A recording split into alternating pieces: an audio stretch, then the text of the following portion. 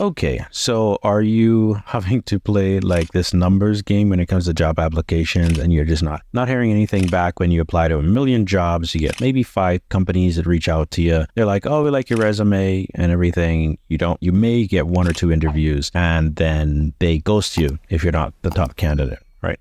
So if you want to not have to go through all those hundreds of applications and playing the numbers game, then use this strategy I use to get myself out of years of not getting attention, any kind of interest from recruiters or companies, to every day I continuously get recruiters in my inbox, in my email. Okay, they find me, they knock the door, they call me on the phone to say, "Hey, let's get you in for the job." I want this reality to be the same for you as well. Here's my top strategy. And the secret way to do this is through LinkedIn. Now, of course, LinkedIn is no secret, but how you can utilize it to escape the numbers game for good is something that I see is very underutilized, especially by students. So case in point, we have a student here at Rochester Institute of Technology, and Jared, he's got an amazing set of skills. You wouldn't know it from this LinkedIn page. Okay, he hasn't done any posts, there's no activity, there's just education interest. A lot of people are underutilizing or not utilizing at all power of LinkedIn to escape the numbers game. So what you would do is, problem is this: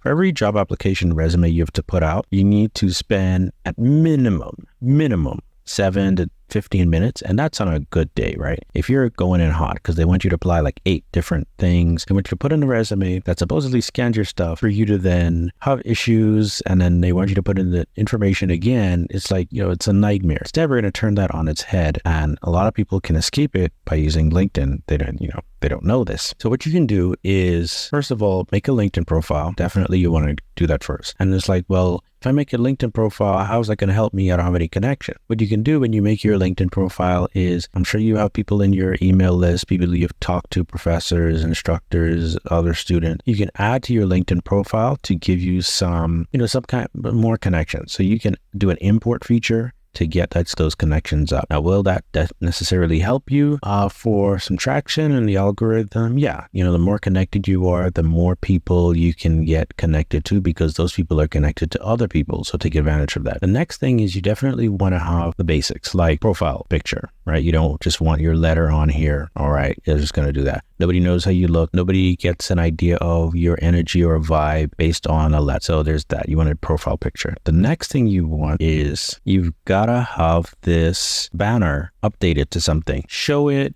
have it show you doing something, have it show you working in the lab, have it, even if you don't have any like photos of yourself doing something, have a picture of a printed circuit board or whatnot. And don't worry, I'll show you my profile so you get an idea of what a LinkedIn profile that attracts people. Then let's see, I should probably connect with him. Well, anyway, then as far as activity, being active makes you more visible on LinkedIn a little bit. Now, I don't know how, I just know from my experience, that's what worked for me. I don't know specifically how the algorithm works. I just know what worked for me. And I apply that and use that in everybody else's profiles who have helped their LinkedIn resume, their LinkedIn profiles. And then you've got education. For education, if you're in a bachelor's program, then that's usually good enough. But I go the extra mile. I go overboard. I put in my high school stuff. I put in any associate programs I was at, any community colleges. Put everything as far as education is concerned, because you don't know what kind of associations that might have. You want to beef up. Like, there's no reason to not put everything about yourself, about your professional life in your LinkedIn profile. There's no reason not to. It only gives you more data point for the algorithm, for the whatever, to just be more impressive. And as far as interests, you have companies. I'm sure Jared has a lot of interests, so I would put a few of those on here, not just 2. Okay, people don't realize the power that LinkedIn can have. So let me show you this. Instead of a dead LinkedIn profile, what you want to do is, because I used to have this. I used to have a LinkedIn profile that wasn't even dead, but I was totally underutilizing it. And notice they have a new enhanced feature for LinkedIn, which is pretty nice. I tried it out a bit. What you can do here is show you doing something. Here I made a banner where I am in with the in crowd. I am an entrepreneur, and so I want one of my big things is hardware design, engineering, and education. And these are two giants in the hardware engineering and PCB design space. So what I did was I took a photo, or I got a photo taken of me speaking at a conference, and I utilized that photo so that there's this thing like credibility. You're in with the in crowd. People who know, if you know, you know. Rick Hartley.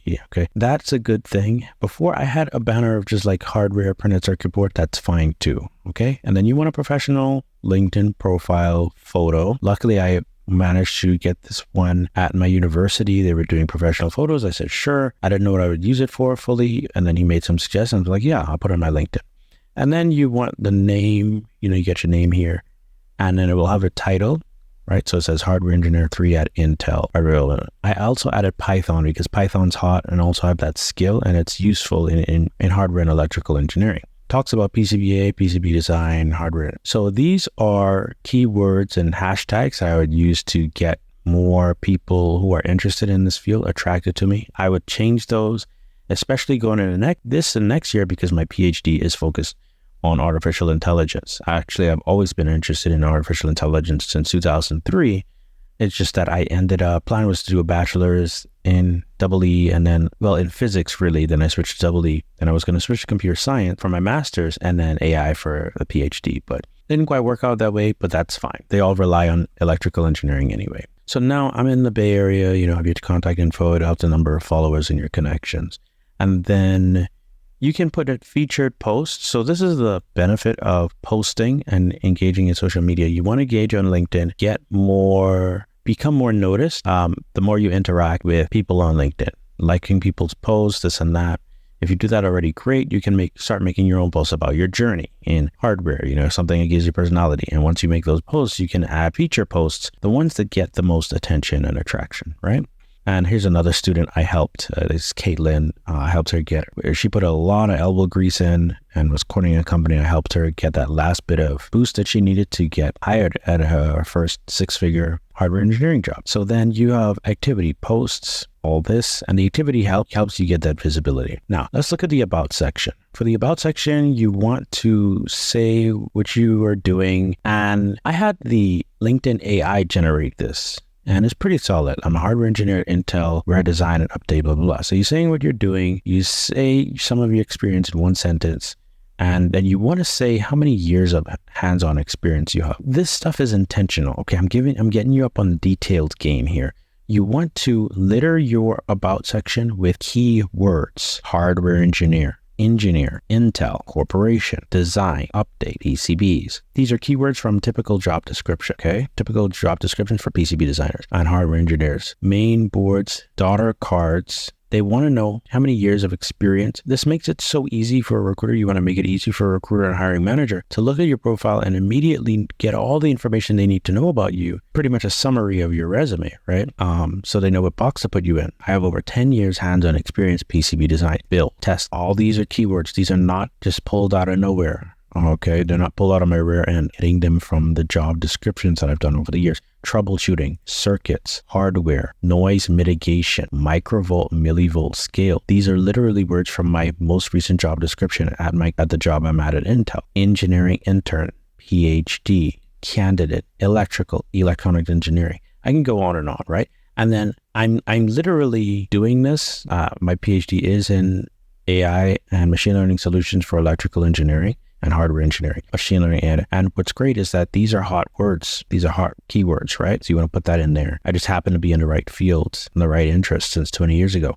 In addition to my role at Intel, I'm an instructor, author, so on and so forth. So this fleshes out, this is not necessary, but this fleshes out me a bit more so that I don't look like everyone else who has a nice about section. It adds some dimensions like, oh, this guy does way more than just this. And also an opportunity to add more keywords. LinkedIn, Udemy. People looking for people on Udemy, people looking for passion-based education, people looking for tech skills, professionals. All that stuff's going to hit, right? LinkedIn's going to start recommending things based on what it sees about your profile to people in industries that you wouldn't have dreamed or imagined. So let's go into the experience section. You want to use keywords that they use in the job description, right? Because the job description from your job is typically going to be using keywords that are used in other jobs, similar in the area or whatnot. So you have designing, updating PCBs.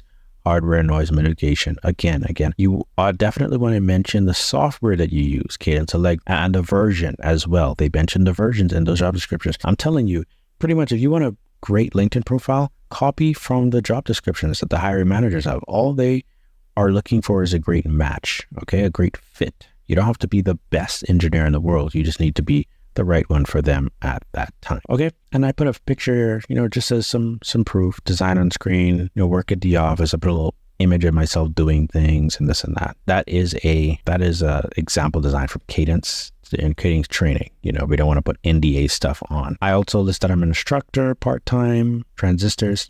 I could really probably flesh this out a bit more in terms of the description to put more keywords like electronics, but people are already finding me. There's no need. But if you're getting started, then you want to litter these job descriptions with keywords, okay? Owner, hardware, firmware, software development, create education. Now, here's the thing. Obviously, you only want to put in the keywords for the work you're actually doing and actually have experience for. If you don't have experience, don't just throw keywords in there, because you're going to be getting stuff. A lot of recruiters are reaching out to you and you don't quite have the skills, okay? But if you know you want to get those skills, maybe put those keywords in there where you say you have some interest in them, you've done research in them, and you're eventually going to learn them. So you start attracting those recruiters sooner than later when you really need to find a job. Okay, adjunct professor, teaching students mixed signal. See, I'm intentionally putting mixed signal, high-speed printed circuit board design, industry. Even if I'm just teaching this stuff, right? Even if I'm just teaching it,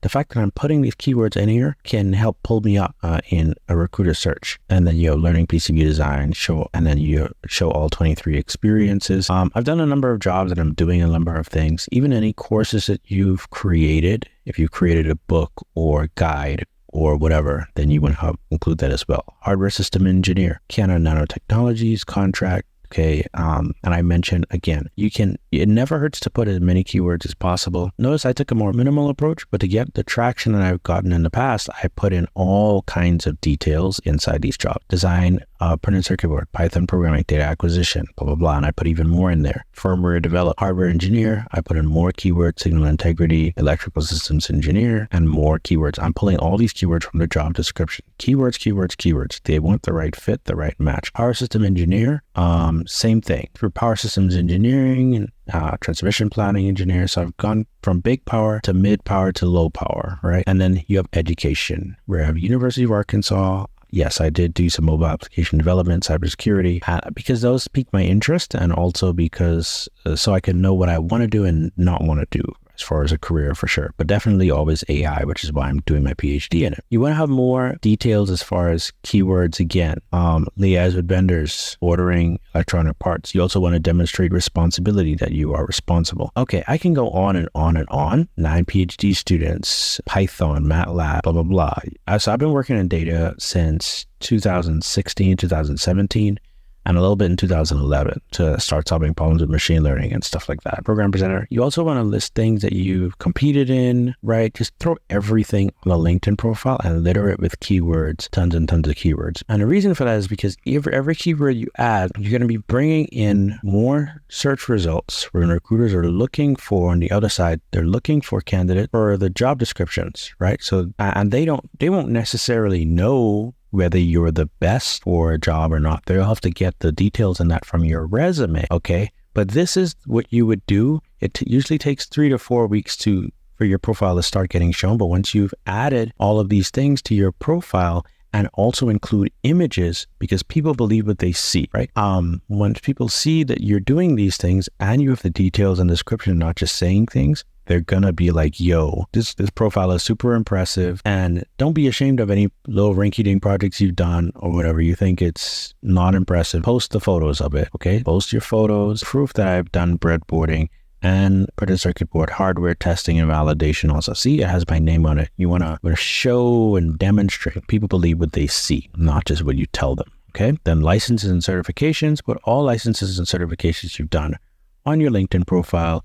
Doesn't hurt. It's taking up the same amount of real estate or space anyway for it to even have a LinkedIn profile, so why not put it there? Also, your project, show your projects, describe them, and then you put a link to your project. So you want to upload them maybe on a Google Drive that's public, and then show the volunteering I know it's a lot of information, but I'm just trying to give you all the good stuff. All right. So in your volunteering, I've done more than a few volunteer things, but this one is particularly prestigious, the National Student Leadership Forum at the time. So, and then I say, I set myself apart by letting them know how not just anyone could just show up in this thing. You have to be hand selected from different countries and all that stuff back in the day anyway. Then you have skills. You want to list all the skills. In the previous job, this job profile with Jared, he had no skills mentioned. Totally, too many people are underutilizing their playing the game on hard mode when they can play it on easy mode instead, like I do. All right. So be like me. Make your life easy. MATLAB, electrical engineering. Then, I have this recommendation here. That's great. Really, I should ask for more recommendations, but then you have publications, improved time of use pricing. I've done that for my research. Okay. With my professor. Courses that I've taken include your courses as well, like advanced digital design, include any languages you've done, organizations you're a part of. You don't know what links are going to show up. People who are associated with, IEEE, associated with NSF. And then you have your interests. Now, I could add a few more interests. Yeah. I'm not saying my LinkedIn profile is perfect, but what happens is I daily get recruiters showing up and I don't have to play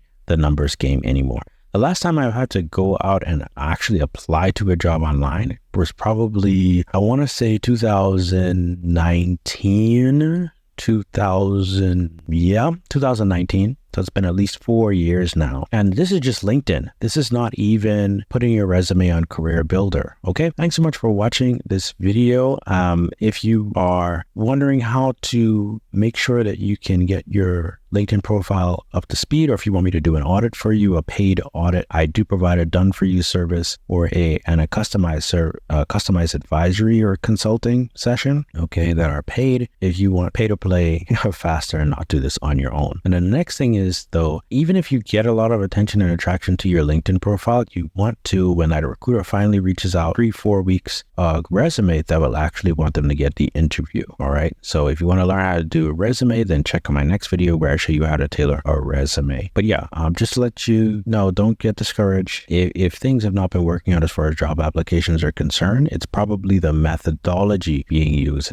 It very rarely has to do with you as a person. They just want the right match. You might be using a not efficient method. This method uses inbound marketing essentially to use recruiters' time to get jobs to match you potentially, instead of using your time, who's only one person, to spend tons of time applying to hundreds of different jobs. No, you can, those 250 job searches and applications, you can spin it on its head and get 250 recruiters spending only a minute looking at finding someone like you, right? And that, boom, you don't have to apply to those jobs anymore. That's time you've saved. You can focus on other things, gaining the skills, learning the courses you need to get your skills up, to beef up your LinkedIn and your resume. Okay, so don't be discouraged. This is the strategy. Make use of it. If you don't, then good luck.